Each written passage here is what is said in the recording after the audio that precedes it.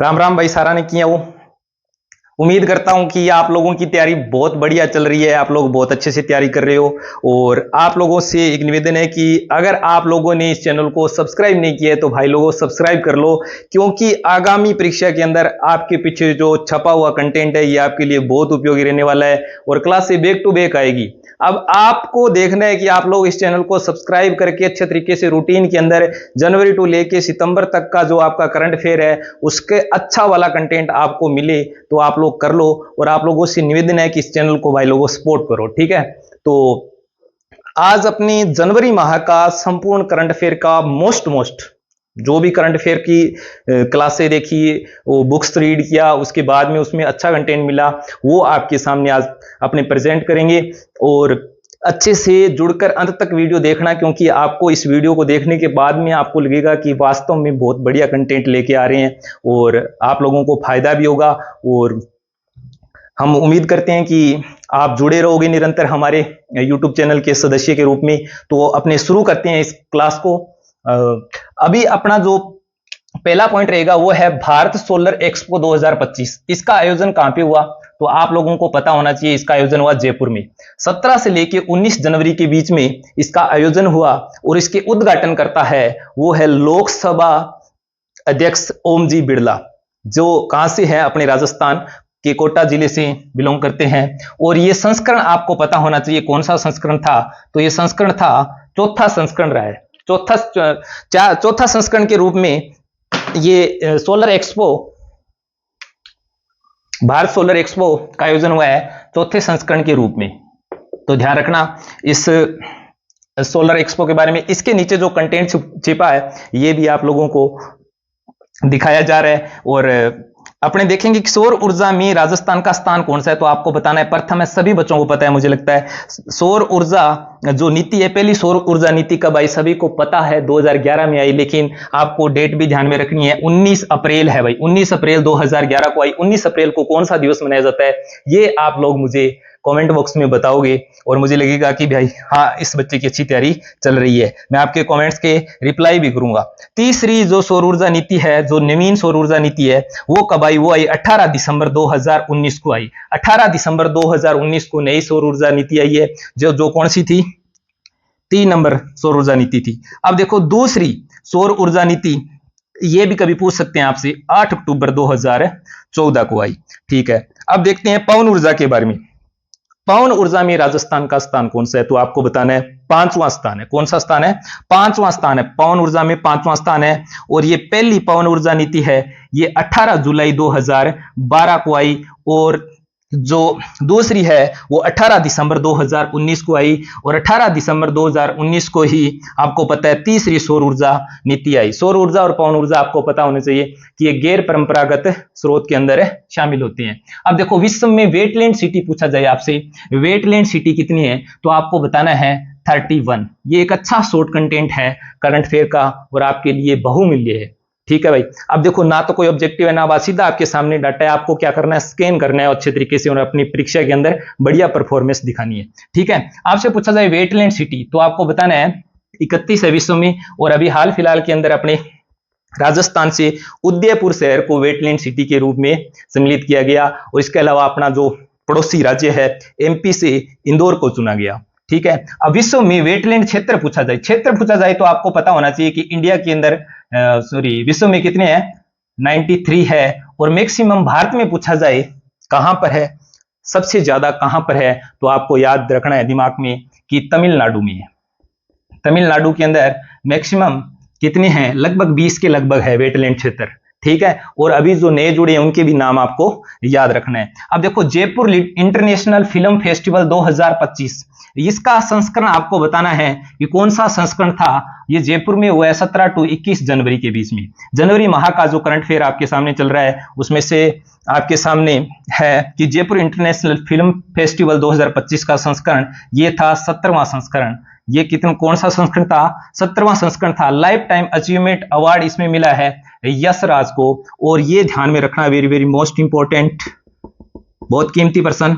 Documentary film award, आजकल आपको पता है कि जो भी आलेख छपा होता है करंट अफेयर्स का या सुजासार का, उसमें से क्या करते हैं कि बीच में से उठाते हैं। पहले ये होता था कि एग्जामिनर ये सोचता था कि किनको सिलेक्ट करना है। आजकल ये होता है कि भीड़ में किनको छांटना है। तो आप लोगों को पूरा का पूरा अच्छे तरीके से पढ़ना है, जो चीजें लोग छोड़े। आपको पता है इस चैनल पर आप आ रहे हो तो मैं आप लोगों को एक बात बता रहा हूं, जहां पे आपको लगे ना कि ये चीज तो क्या आ सकती है, अरे वही तो उठाई जाती है ना। मैन इन पैराडाइज, ध्यान रखना, short documentary film international film festival 2025 के अंदर documentary film award man in paradise को और शॉर्ट फिल्म अवार्ड मिला है वोदका फेंटा को, ठीक है। और बेस्ट चिल्ड्रन अवार्ड ये मिला है केकुबाई रानी, ये साउथ से हैं। और जयपुर लिटरेचर फेस्टिवल 2025 मिलता जुलता प्रश्न है, ध्यान रखना। इसमें इंटरनेशनल फिल्म फेस्टिवल और ये जयपुर लिटरेचर फेस्टिवल, इसमें संस्करण देख लो कौन सा है, 18वां संस्करण है। ऊपर वाले में देख लो 17वां संस्करण है। संस्करण पूछा जाएगा तो भी बाहर हो जाएंगे कई तो।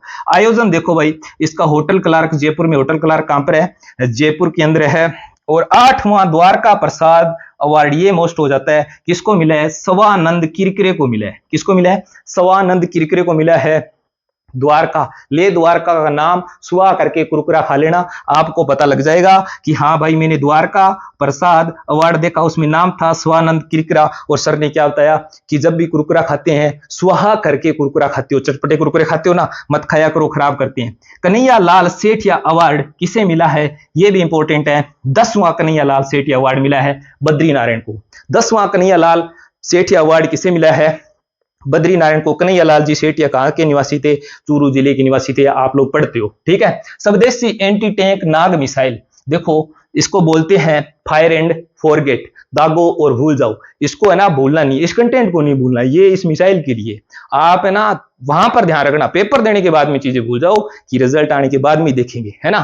तो ये नाग मिसाइल है, इसका सफल परीक्षण कहां पे किया गया, 3 ऑप्शन दे रहा हूं, सोच के देखो। Mahajan fire field range Bikaner, Jodhpur, Pokhran Jaisalmer, Chandipur Orissa.